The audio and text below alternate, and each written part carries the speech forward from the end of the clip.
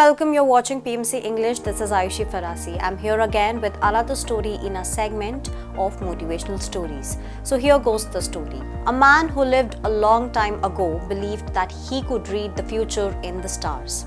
He called himself an astrologer and spent his time at night gazing at the sky.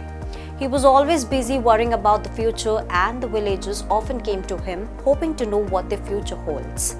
One evening, he was walking along the open road outside the village. His eyes were fixed on the stars. He thought he saw there that the end of the world was at near. He lost in his thoughts about the future. As he was looking at the stars, he kept walking without looking down. Suddenly, he fell into a ditch full of mud and water.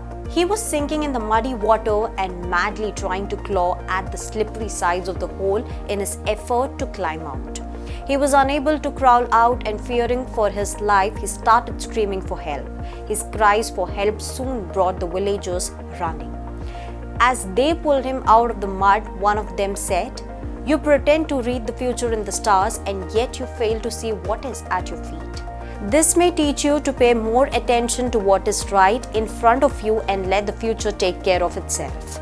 "What use is it," said another, "to read the stars when you can't see what's right here on the earth?" Well, this little story gives us a moral that we all want our future to be bright and happy. But the time doesn't stop for anyone. Each tomorrow turns into today.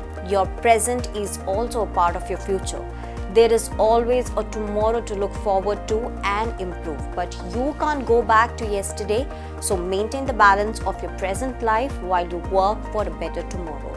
Well, I hope that this little story will make a difference in your life.